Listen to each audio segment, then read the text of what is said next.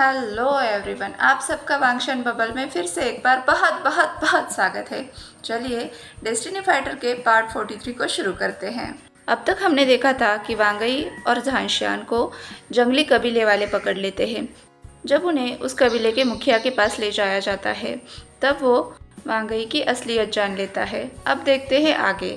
Tower, जो उस मुखिया की बहन और लुटेरों की सरदार थी, उसने वांगई की तरफ देखकर चौंक कर कहा, तुम एक लड़की हो? मुझे तो लगा था कि तुम एक लड़के हो। तुम तो तुम्हारे बगल वाले बंदे से भी ज़्यादा आकर्षक लग रही थी, तावर ने कहा। तो वांगई ने हंसते हुए कहा, इसे तो वीर राज्य के सबसे आकर्षक पुरुष का खिताब मिला है। तो वो लड़की भी मुस्कुराते हुए बोली, नहीं, मेरी मानो तो तुम उससे भी ज़्यादा आकर्षक हो। मैंने अब तक जितनी भी लड़कियां देखी, तुम उनमें सबसे ज़्यादा खूबसूरत हो, तावर ने वांगई से कहा। तो वांगई शर्मा गया। तभी चेनली ने झांशियान को प्रणाम करते हुए कहा, मास्टर, आप कौन हैं? चेनली को समझ आ गया था कि लान सेनापति की बेटी के साथ यात्रा करने वाला व्यक्ति साधारण तो नहीं हो सकता। झांशियान ने मुस्कुराकर कहा, मैं महाराज का तीसरा बेटा हूँ। उसकी बात सुनते ही सभी उसके सामने झुक गए। झांशियान ने आश्चर्य से पूछा, आपने इतनी आसानी से मेरी बातों पर यकीन कर लिया? आप मेरी तहकीकात नहीं करोगे? साक्षात राजकुमार और सेनापति की बेटी को अपने सामने देखकर चेनली तो अपनी होश ही खो गया था। तभी उसकी पत्नी चिल्लाई, मेहमानों के स्वागत की तैयारी करो। उसकी आवाज़ से चेनली होश में आ गया। इधर झांशियान को उस खाने से भी ज़्यादा किसी और बात में ही रुचि थी। उसने चेनली से पूछा, यहाँ पर इतने सारे बच्चे क्यों हैं? यहाँ पर क्या हुआ है? तुम्हें देखकर ऐसा लग रहा है कि तुम इनकी सुरक्षा कर रहे हो, साथ ही ये आने जाने वाले यात्रियों को लूट रहे हैं। चेनली ने गहरी सांस ली और अपनी कहानी बताने लगा। जब साल भर पहले मैं सेना से अपने घर लौटा तो मैंने देखा कि मेरे गांव के कई सारे आदमियों को पैसों की लालच में फंसाकर कोई यहाँ से ले गया है। वो वापस कभी नहीं लौटे और अब वो उनके बच्चों को अपने साथ ले जाना चाहता है। वे सभी लोग खेतीबाड़ी करते थे, लेकिन हमारे गांव की एक विशेषता थी, हमारे पास काफ़ी ऊंची नस्ल के घोड़े थे। हमारा गांव काफ़ी पुराना है। जिन्होंने ये गांव बसाया वो घोड़ों के शौकीन थे। वो तो चले गए, लेकिन पीढ़ी दर पीढ़ी उनसे ये कला हम लोग सीखते गए। ये सभी बच्चे 12 से 15 साल के बीच में हैं, लेकिन इनके बल को देखकर आप इसका अंदाज़ा नहीं लगा पाओगे। साथ ही सभी घुड़सवारी में भी माहिर है। साथ ही जब से मैं गाँव लौटा हूँ, मैंने इन्हें युद्ध कौशल सिखाना शुरू कर दिया। लेकिन अब हमारे सामने ये समस्या है कि बदमाश लोग आकर हमें परेशान करते रहते हैं और इन बच्चों को अपने साथ ले जाने की कोशिश करते रहते हैं। जब उनमें से एक काफ़ी नशे में था तब उसने मुझे ये बात बताई कि वो किसी तरह की निजी फौज तैयार कर रहे हैं जिसे वो महाराज के खिलाफ इस्तेमाल करना चाहते हैं। मैंने लान सेनापति का नमक खाया है। मैं ऐसी कोई भी चीज़ नहीं करूँगा जो उनके खिलाफ हो। और सेनापति अपनी जान से भी ज़्यादा वीर राज्य और महाराज को चाहते हैं। उनसे सहमत होने से अच्छा मुझे ये फ़कीरों की ज़िंदगी पसंद है। झांशियान ने पूछा, क्या आपको पता है कि वो लोग कौन हैं और किसके लिए काम करते हैं? चेनली ने नामे सिर हिलाते हुए अपनी बात जारी रखी। उन लोगों ने मुझे 10 दिन का वक्त दिया है, जिनमें से 1 हफ्ता निकल चुका है। अभी मेरे पास बस 3 ही दिन हैं उनको जवाब देने के लिए। झांशियान का सबसे पहला शक अपने भाई पर गया। वही महाराज के खिलाफ साजिश कर रहा है। झांशियान गहरी सोच में था। तभी वांगई बोला, चेनली, आप उनकी बात मान लीजिए, लेकिन साथ में कुछ अपनी भी शर्तें रखिए। वांगई की बातों से झांशियान सहित सभी चौंक गए। क्या सेनापति की बेटी अपने ही पिता के खिलाफ जाना चाहती है? चेनली सोचने लगा, लेकिन झांशियान उसकी तरफ देखकर मुस्कुराकर बोला, क्या तुम जैसे को तैसे योजना बना रही हो? तो वांगई ने पाउट करते हुए कहा, तुम्हें पहले ही सब कुछ पता चल जाता है, अब इसमें कुछ भी मज़ा नहीं रहा। उसका चेहरा देखकर पूरे माहौल में खुशी की लहर दौड़ पड़ी।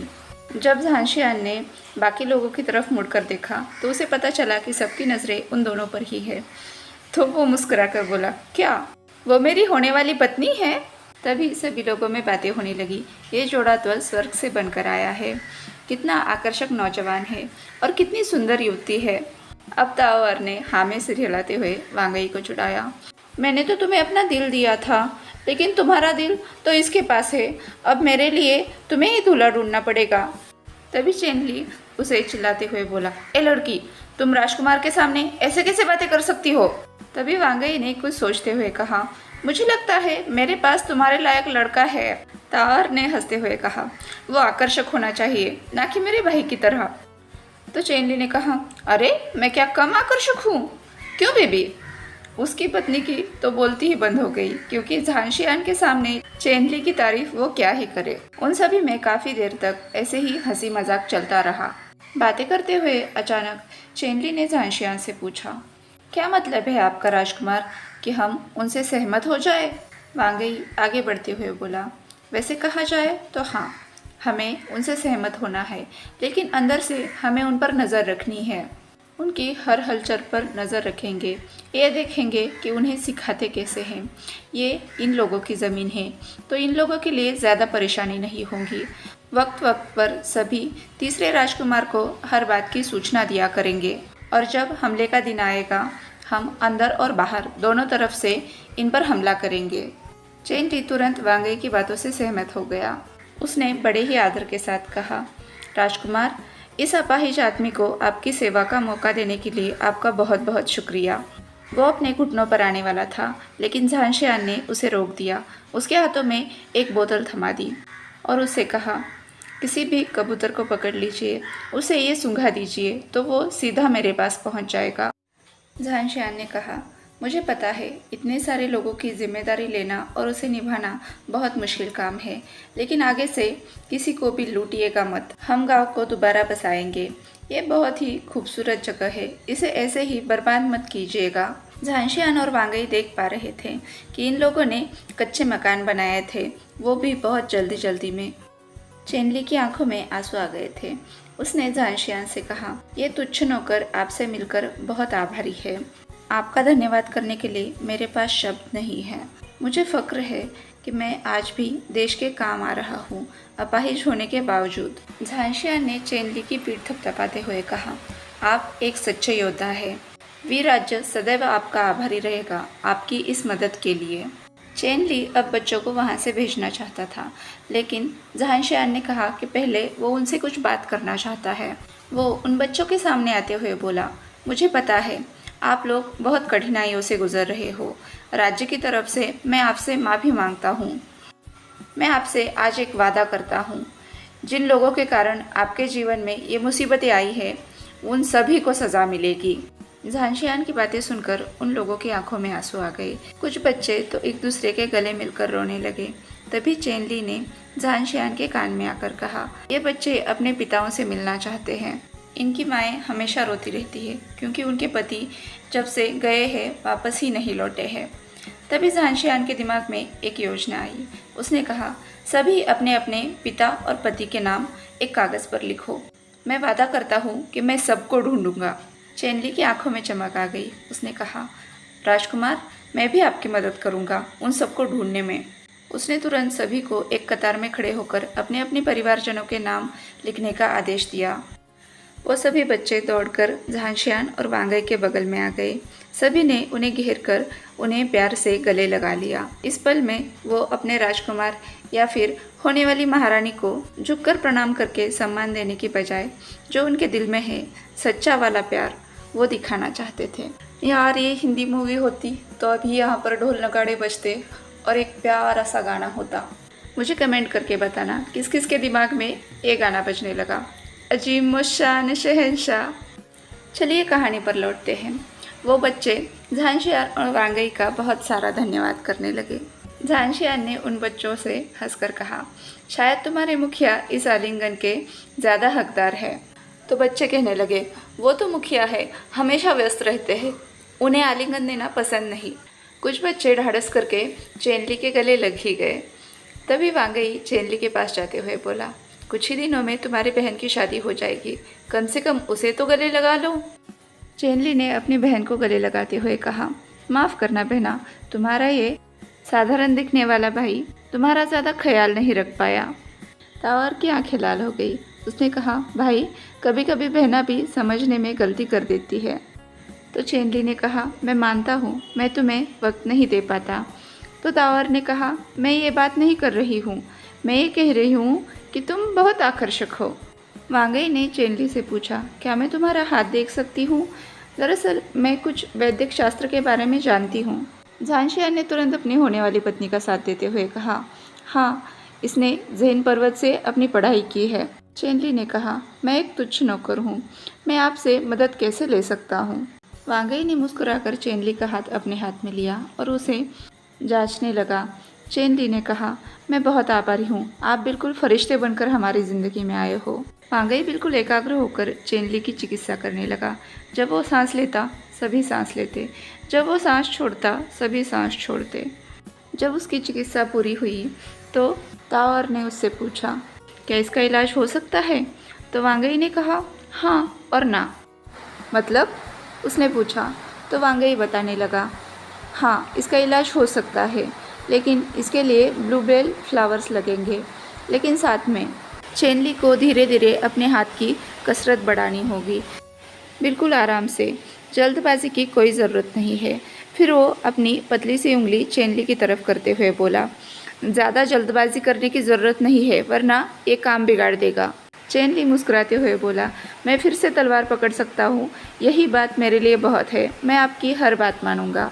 ताओर की तो खुशी का ठिकाना नहीं था। उसने कहा, सावजी खाना बना रही है, मैं अभी उन्हें बता कर आती हूँ। लेकिन तभी वो मुड़कर बोली, लेकिन पिछले साल तो ये अफवाह उठी थी कि किसी ने ब्लूबेल फ्लावर खाया और वो मर गया।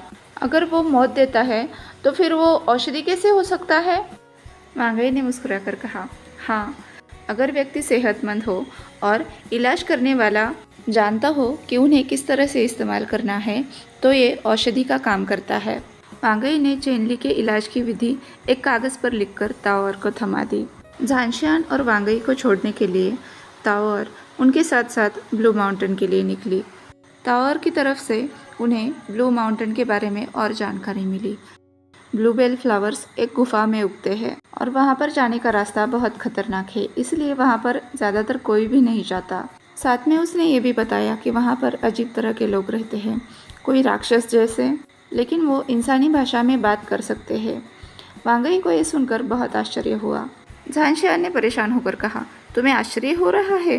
तुम परेशान नहीं हो? तो वांगई ने कहा, जब तक हम उनसे मिल नहीं लेते, हम उनके बारे में राय कैसे बनाएं? झांशियान के चेहरे पर परेशानी झलक रही थी, जिसे वांगई नहीं देख पाया। वो बस ताओर की तरफ मुड़कर बोला, परेशान मत हो, हम जल्दी वापस आएंगे, साथ में ब्लूबेल फ्लावर्स भी लेके आएंगे। फिर उसने ताओर को बच्चों को लेकर वापस जाने के लिए कह दिया। झांशियान गुफा का दरवाज़ा खोलने जा रहा था। उसने वांगई से कहा, चाहे जो कुछ हो, तुम हमेशा मेरे पीछे रहना। तो वांगई ने कहा, वो हम अंदर जाकर तय करेंगे। फिर वांगई मुस्कुराकर झांशियान से बोला, हो सकता है कि हमें नए दोस्त मिल जाए। झांशियान ने कहा, राक्षसों के साथ दोस्ती? वो तो ये कल्पना भी नहीं कर पा रहा था। गुफा का दरवाज़ा खोलते हुए झांशियान अचानक से रुक गया। ऐसा लग रहा था वो कुछ परेशान है। वांगई ने उससे पूछा, क्या हुआ? तो झांशियान ने कहा, वो कौन लड़का है जिसके साथ तुम ताओर का रिश्ता करना चाहती हो? वांगई ने मुस्कुराकर कहा, वो चेन समुदाय के सेनापति का बेटा है, मेरा बचपन का दोस्त है। झांशियान ने परेशान होकर कहा, तुम उसके लिए क्यों लड़की ढूंढ रही हो? क्या चेन समुदाय में लड़कियां नहीं हैं? फिर वो पाउट करते हुए बोला, क्या वो मुझसे भी खूबसूरत दिखता है? इस पर नटखट वांगई बोला, हाँ, वो बहुत अच्छा दिखता है, और पता है, वो युद्ध कौशल भी बहुत अच्छी तरह से जानता है। तो झांशियान और बड़ा पाउट करते हुए बोला, मैं भी तो अच्छा दिखता हूँ और मैं युद्ध कौशल भी जानता हूँ। वांगई ने कहा, हाँ, तुम भी वैसे बुरे नहीं हो। झांशियान खरगोश की तरह कूदता हुआ बोला, बुरा नहीं, मैं बहुत अच्छा हूँ, तुम मेरी तरफ ठीक से देखो तो सही। उन्हें देखकर ऐसा लग रहा था झांशियान कोई बेचने की चीज़ है और वांगई उसे देख परख कर खरीद रहा है। वांगई हंसते हुए बोला, क्या तुम कोई बेचने की चीज़ हो? लेकिन इतने से झांशियान का दिल नहीं भरा। वांगई उसे समझाने लगा, उस लड़के को मुझसे प्यार था, वो मुझसे शादी करना चाहता था, लेकिन फिर मेरी शादी तुमसे तय हो गई। वो मेरे लिए भाई जैसा है, उसके दिल में मेरे लिए चाहत थी, लेकिन मेरे दिल में नहीं थी। हमारी शादी होने जा रही है, इसलिए मैं तुमसे कुछ भी छुपाना नहीं चाहती। जब मैं उसके साथ होती थी तो मेरे दिल की धड़कनें नहीं बढ़ती थी, लेकिन तुम्हारे साथ होने पर बढ़ती है। झांशियान ने कहा, वांगई, मुझे ऐसा लग रहा है कि मैं चल रहा था, मुझे माफ़ कर दो। वांगई ने कहा, कोई बात नहीं, मुझे पता है बात करने से हर समस्या हल होती है। तुमने मुझसे सवाल पूछा क्योंकि तुम मेरी राय जानना चाहते थे। मैं खुश हूँ कि तुम मेरी चिंता करते हो और मुझ पर भरोसा भी करते हो। झांशियान ने कहा, सही कहा तुमने वांगई, बात करने से हर समस्या हल होती है। अब मैं अपनी राय बनाने से पहले हर बार तुमसे बात किया करूँगा। तो वांगई ने भी शर्माते हुए कहा, मुझे भी तुमसे बात करना बहुत अच्छा लगता है। फिर उसने हंसते हुए कहा, क्या तुम्हारे दिल की धड़कनें भी तेज़ होती है जब तुम मेरे साथ होते हो? झांशियान ने कहा, वांगई, मैं तुम्हें बता नहीं सकता कि मेरे दिल की धड़कनें कितनी तेज़ होती है। हाँ, मैं इतना जानता हूँ कि मैं तुमसे बहुत प्यार करता हूँ। वांगई ने मुस्कुरा कर कहा, मुझे पता है। चलो अब हम गुफा के अंदर चलते हैं। जैसा कि तय हुआ था, झांशियान आगे चलने लगा और वांगई उसके पीछे। थोड़ी दूरी पर जाने पर झांशियान ने महसूस किया कि यहाँ पर ज़्यादा उजाला नहीं है। वो रुक गया और वांगई की तरफ मुड़कर बोला, वांगई, क्या तुम मेरा हाथ पकड़ना चाहोगी? वांगई का जवाब आया और थोड़ी देर बाद कपकपाते हाथों से उसने झांशियान का हाथ पकड़ लिया, जिससे उसके पूरे बदन में फिर से एक बार बिजली दौड़ गई। आज के लिए बस इतना ही। मैंने लगभग 3 चैप्टर ख़त्म कर दिया आज। तो चलिए कल मिलते हैं। तब तक के लिए मेरे चैनल को सब्सक्राइब नहीं किया है तो सब्सक्राइब कर लीजिए। वीडियो पसंद आया हो तो लाइक, शेयर एंड कमेंट कर दीजिए और वांगशन बबल में खुश रहिए। Thank you.